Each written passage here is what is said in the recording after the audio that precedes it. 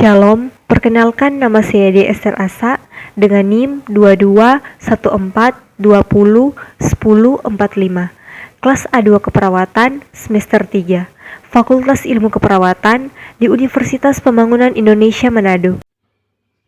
Mata kuliah Keperawatan Dewasa Kardiovaskuler, Respirasi dan Hematologi. Dosen pengampu Nurse Yani Lonto, SCAP, MCAP. Pertama, jantung. Jantung terletak di dalam rongga dada dengan ukuran sebesar genggaman tangan pemiliknya dengan berat kurang lebih 300 gram. Nah, silakan kepalkan tangan masing-masing untuk mengetahui seberapa besar jantungmu. Jantung dalam tubuh kita terdiri dari 4 ruang, yaitu atrium kiri, ventrikel kiri, atrium kanan, dan ventrikel kanan. Kemudian pada jantung terdapat beberapa pembuluh darah, di antaranya aorta, arteri pulmonalis, vena cava superior, dan vena cava inferior. Pada jantung terdapat sekat atau disebut juga septum. Septum ini memisahkan bagian kiri dan kanan ruang jantung. Septum jantung diantaranya septum atrioventricularis yang memisahkan atrium dan ventrikel. Septum interventricularis memisahkan ventrikel kiri dan ventrikel kanan. Kemudian septum atrioreum yang memisahkan atrium kiri dan atrium kanan. Selain sekat, jantung juga memiliki katup atau valvula. Katup ini memisahkan bagian ruang atas atau atrium dan ruang bawah atau ventrikel pada jantung. Pemisahan oleh katup jantung ini berfungsi untuk menjaga agar darah dalam ventrikel tidak kembali lagi ke atrium. Beberapa katup yang ada pada jantung diantaranya adalah valvula tricuspidalis yang memisahkan atrium kanan dan ventrikel kanan, valvula bicuspidalis yang memisahkan antara atrium kiri dan ventrikel kiri, dan ada valvula semilunaris yang berada di antara pembuluh aorta dan arteri. Tujuannya agar darah yang akan diedarkan tidak kembali lagi ke jantung. Perlu teman-teman ketahui, jantung dapat bekerja karena adanya sistem saraf.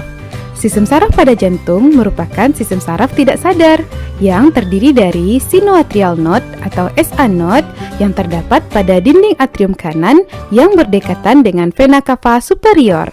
Atrioventricular node atau AV node berada pada dinding atrium kanan dan ventrikel kanan. Berkas His yang menyebar pada dua bilik dan serabut Purkinje yang terdapat pada bagian dalam dinding jantung. Yuk kita lihat cara kerjanya masing-masing. SA node atau pacu jantung merupakan saraf jantung yang berfungsi untuk mempertahankan irama pemompaan jantung dengan menentukan laju kontraksi semua sel otot jantung. AV node berfungsi untuk mengatur kontraksi pada atrium dan ventrikel. Impuls dari AV node ini akan diteruskan ke berkas His. Berkas His memiliki dua cabang. Berkas His kiri menghantarkan impuls listrik ke bilik kiri. Berkas His kanan menghantarkan impuls listrik ke bilik kanan sehingga bilik akan berkontraksi.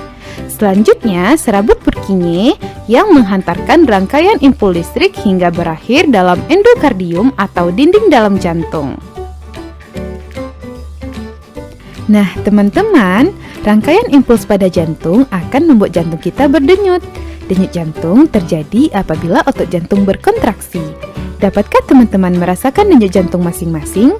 Denyut jantung dapat dirasakan pada arteri yang dekat dengan permukaan kulit, seperti leher dan pergelangan tangan. Hal ini terjadi karena saat jantung berdenyut, pembuluh arteri pun ikut berdenyut akibat darah yang terpompa. Selanjutnya, kita akan membahas cara pergerakan darah dalam jantung. Secara umum, ada dua bentuk pergerakan jantung. Pertama, kontraksi atau sistol. Terjadi saat bilik jantung menguncup dan darah terdorong keluar. Kontraksi bilik kanan menyebabkan darah keluar ke paru-paru, dan kontraksi bilik kiri menyebabkan darah keluar ke seluruh tubuh.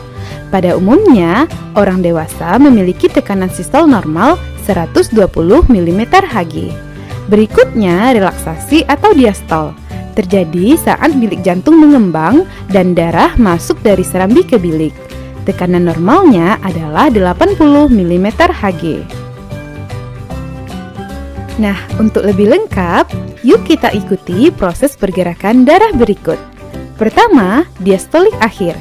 Kedua pasang rongga berelaksasi dan ventrikel terisi dengan sendirinya. Kedua, sistolik atrium. Kontraksi atrium mendorong sedikit tambahan darah ke dalam ventrikel. Ketiga, kontraksi isovolumik ventrikel. Fase pertama, kontraksi ventrikel mendorong katup AV hingga menutup.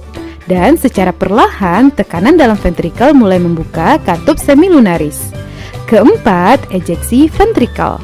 Saat tekanan di dalam ventrikel meningkat dan lebih tinggi daripada tekanan di dalam arteri, katup semilunaris terbuka utuh dan darah dikeluarkan.